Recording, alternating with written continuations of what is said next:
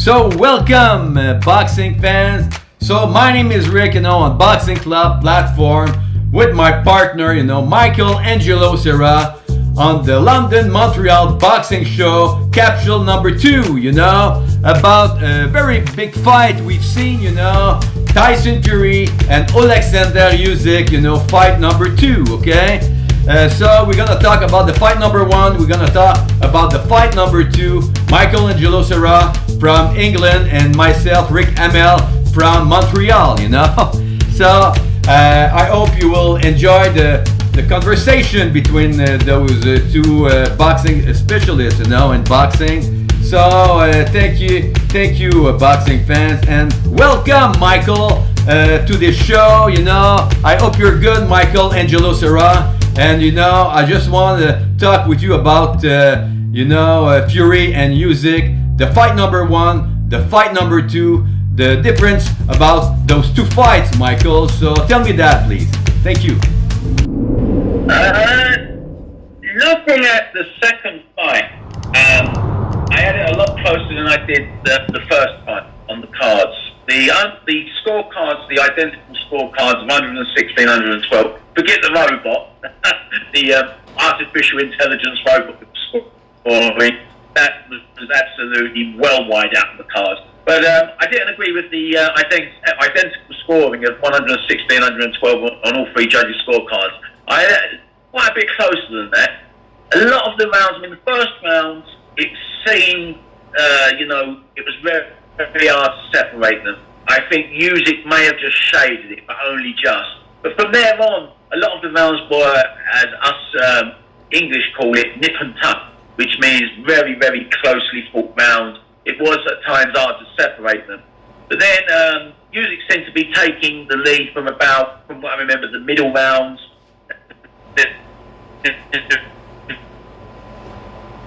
He was coming back into it. But the thing is, in our last podcast, since before the first fight, rather, there was a lot of question marks whether Usyk had the power to trouble Fury, that kind of thing. But then, as we know, in the first fight, going back to that first fight, in the 9th round, he had him all over the place. So, yes, we now know that box was ticked, that question was answered. Usyk can hurt Fury. Simple. So, at the pre-fight sort of sit-down thing where they're like head-to-head and they were talking, and Usyk, obviously, he's a very clever guy, Fury is also, these are, professional fighters. They're at the very top of their game, so they know what they're doing. But Usyk said to him, as I probably mentioned before, he said, "I'm going to be all over you." And Fury took on a very puzzled look. It was like, "What do you mean all over me?" So that basically, yet again, dug up that seed of doubt for Fury, because he knows that Usyk can hurt him. We all know that. Before the fight, at the second fight rather, Fury was saying, "He never hurt me, he never..." It's clear to see, the camera never lies. In the 9th round, if that wasn't an earth fire, I don't know what is. And, so going into that fight, you could see in the second fight, that when Fury did attack at times, he didn't seem to want to push his foot on the gas too much. It was more of a toe-dipping exercise, but he didn't want to jump into that sea, so to speak, because I think he just felt that he could get hurt and be lost at sea, so to speak, because he knows he's got that element of doubt in his mind that Usyk has his number chin-wise. He knows that he can be hurt by Usyk. So, yeah, he didn't seem to really commit himself properly, Fury, and he held back. He was a little bit hesitant at times. Apprehensive would be probably the better word to use. And this is where I think, Usyk, he won the mind games going in, he won the psychological warfare, and in the physicality of things, he won physically also. So, I had in a winner, Usyk, but only just. I think it was a lot closer run fight the second time than it was the first time. Oh yes. But I don't see how Fury was robbed. I just don't see how. And also, the general consensus of a lot. It was, well, I shouldn't say that. Take that back. Not the general consensus. A lot of people were saying Fury. A lot of people were saying Usyk. But from what I saw, and I'm being totally unbiased, I like both of them personally. So I do like Usyk. He's, if anything, he's more, he's one of my favourite heavyweights. Okay. for the past, God knows how long. You know, he's one of the best heavyweights of the last decade. And I believe that Music, you know, as I say, in my totally unbiased opinion, Music did just enough. He was shading a lot of them rounds. And but I just did not see where 116, 112 came into the scoring. It just didn't seem a fair score line to me. And you know, from all three judges to have it the same, I've just thought myself that's a little bit iffy, that scoring. I just say I didn't actually give a score myself. I mean, you know, but I did have it a lot closer than 116, 112. I just, you know, I think Fury said did he win that? He didn't win that by 5 rounds. Maybe not, you know, but I definitely think felt that Music just did enough, just enough. Okay. You know, it was one of those close fights, and the thing is, I think if Fury and Music boxed ever again, you know, I can't see Fury. You can't see Fury winning the third fight. You can't see Fury wins the third fight. No, I can't see it. Okay, for myself, I think Fury was... No, I can't see Fury. Yeah. Sorry, Michael, for the first fight, according to me, I think Mr. Fury was very good, except the 9th rounds, you know. For myself, I think the 9th rounds killed the decision, you know. It was clear for me. For the second fight, I think Fury was not better than the first fight, according to me, okay? Fury at the second fight was a little bit too heavy for the fight. In the first fight, he was very agile, you know, very good movement in the ring, you know, very dangerous, you know. About, you know, the first fight to the 6th or 7th rounds, at the 7th round, he was very dangerous, Fury, you know. And I think Mr. Usyk was lost in this fight. He didn't see the way to make a knockout, and or I don't know. He was lost in this fight, you know. Was a little bit too slow in this fight, missing precision in this fight, you know. At the first fight, the precision was there, the tempo was there, you know. He had a lot of confidence, you know, in this fight. But the 9th round, you know, was terrible for Fury. And I think the judges, you know, had a very concerning about the 9th round. The second fight, he was good. Yes, okay, you think it was closer, this fight? Yeah. Maybe it was closer, but for me, the 9th rounds, about the first fight, it was the round for Fury, you know. It was an issue for him, you know, in this fight. But in the second one, I think Usyk was very good in this fight. He was better than the first fight, you know. He was not lost in the second fight. He was there mentally. He was very there. He was very strong in the second fight.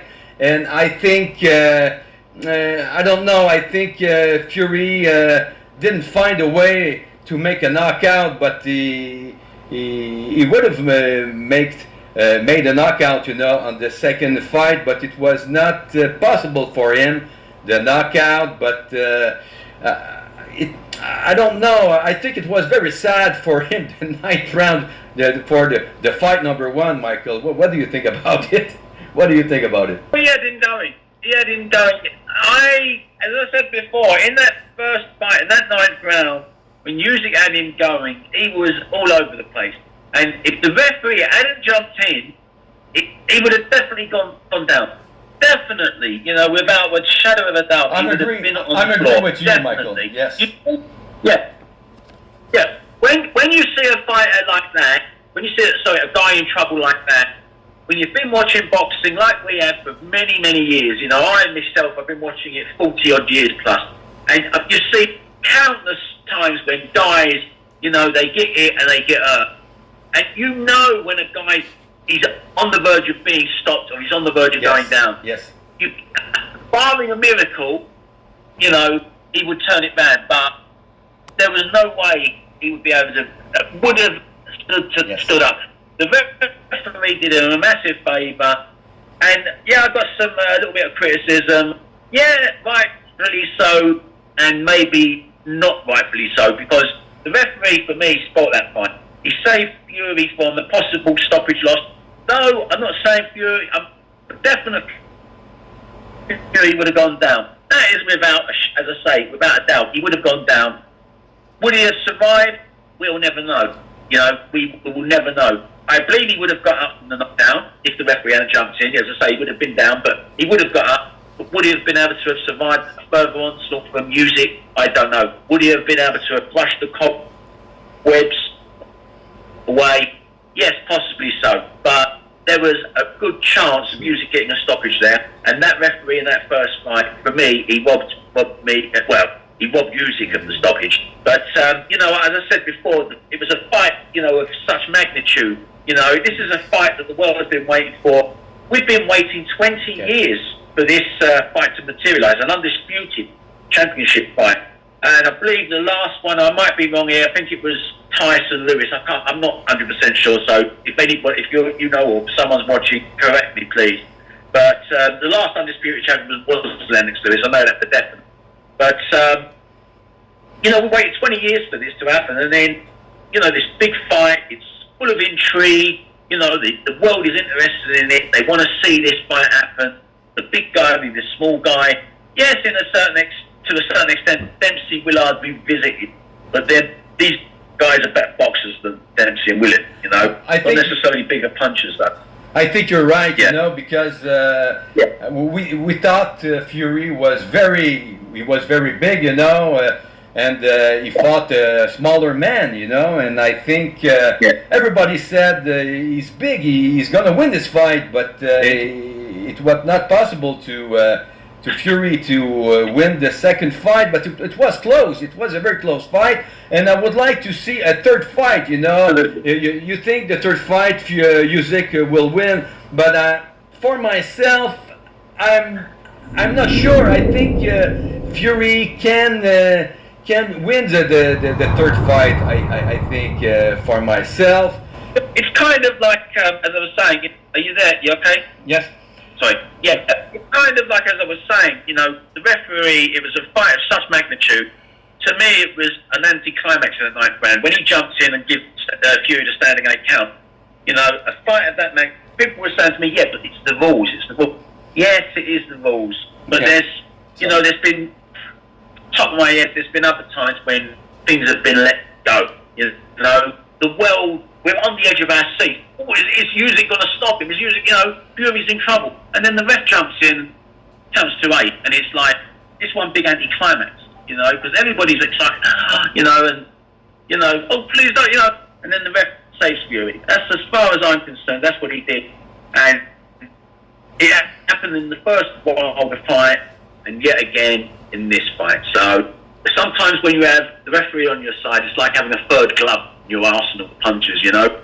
And it's, for me, it ruined the fight, because if the ref had just let it go, there's always going to be that question mark, and it adds to the controversy of the last 100 or so years of the heavyweight division. There's always that controversy that looms over these fights.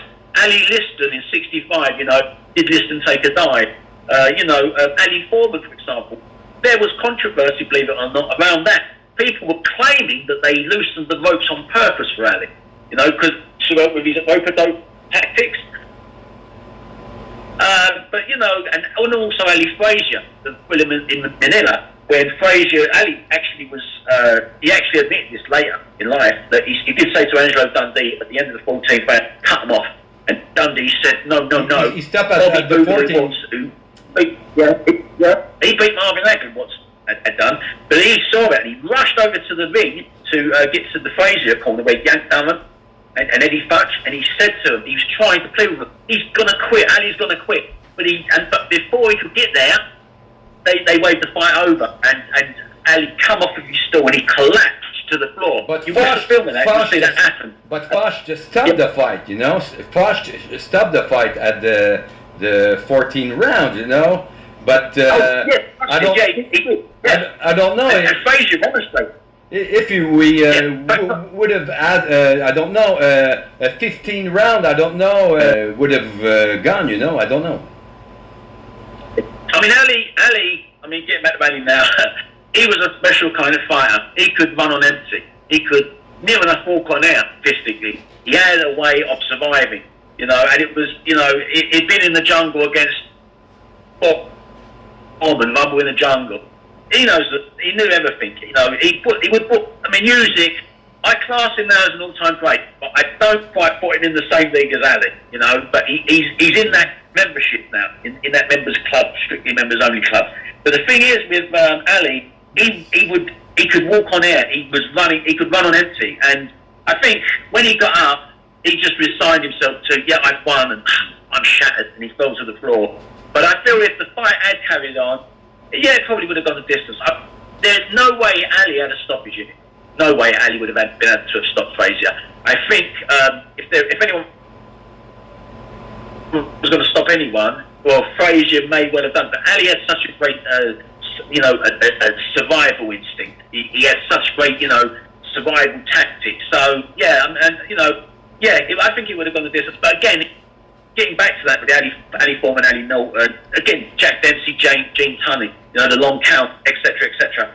These fights are question marks, and also Fury Usyk #1, that 9th round is no exception to the rule. It's the same. Put in that category, we can categorise this fight as a very, you know, it was just, you know, so you know, it was just one of those controversies. You know, it was very controversial. But as I say, that referee for me robbed the fight. He sort of like was the fly in the joint. He just basically, it was an anticlimax. He came in heavy for a reason. He's not going to be able to, I mean, he wasn't, as he was in the first fight, as you stated, as you pointed out, he wasn't as mobile or as fluent with his shots.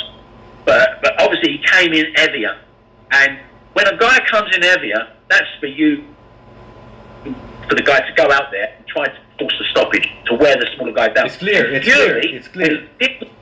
He got to that point of where he could have hurt Usyk, but he pulled back. He just like, oh, I don't fancy this.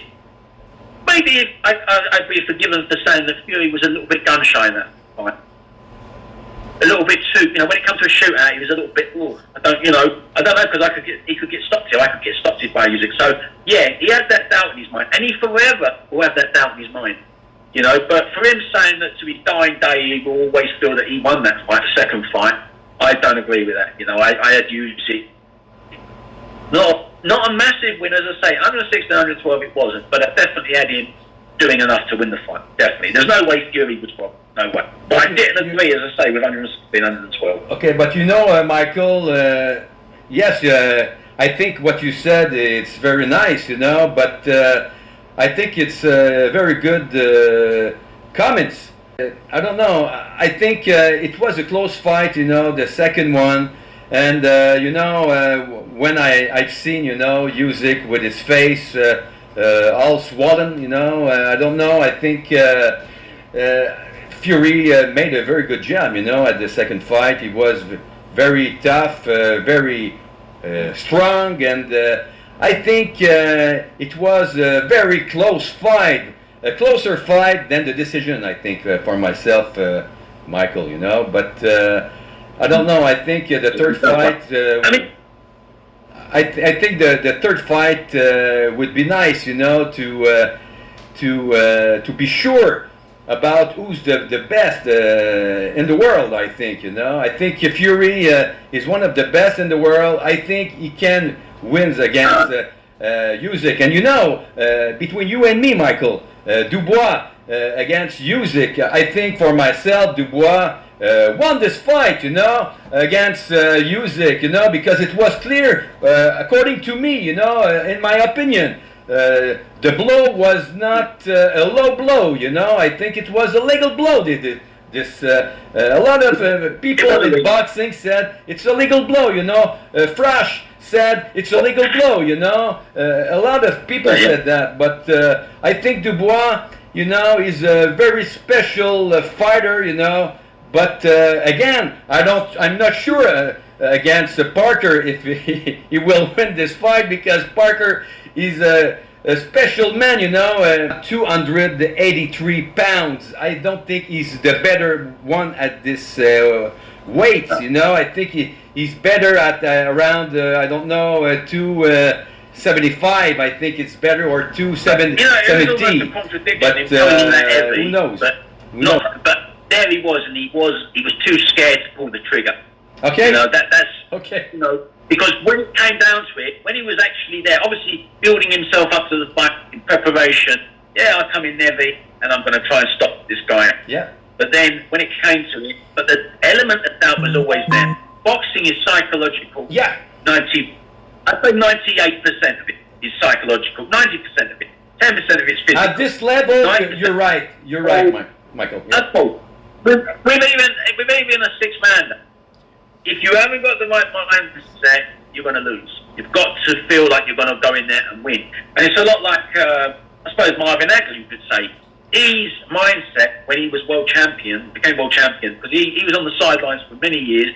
50 fights he had till he got his first shot against me. Then eventually he got the shot against Alan. But even after he won the title, Hagler was quoted as saying, "I go in there and I fight like the challenger." Michael, that was his mindset. I just want to apologize myself, because I think it rests around 2 minutes. I think in this meeting, about yes.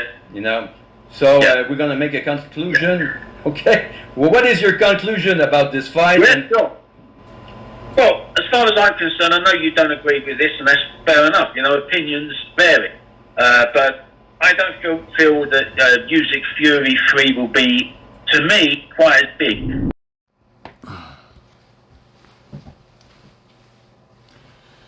So, welcome everybody. Thank you, by the way, Michael, Angelo, Serra, for this beautiful show, with myself, Rick, Hamel, about the fight number 2, Alexander Usyk against Tyson Fury. I think it was a very nice fight, the fight number 2. The same thing for the fight number 1, So I think the fight number 1, I think for myself, Tyson Fury was very good, the round 1 to the round 8, it was perfect, and I think Alexander Usyk looked a little bit lost in this fight, about myself, but after he was better, at the round 10, he knew he can make a knockout on Tyson Fury. He was very dangerous, but Tyson Fury was better, he was, I don't know, I think he was more careful, in the rest of the fight. So, the fight number 2, Fury was very good also. I think it was a draw in this fight, I think, for myself, and I think we deserved a fight number 3, against Tyson Fury and Alexander Usyk. I think it would be very nice. So, my name is Rick. Welcome, to the London-Montreal boxing show, Capsule 2. A very great show, with the truth in boxing, always, boxing fans on Boxing Club. Take care, boxing fans. Bye-bye.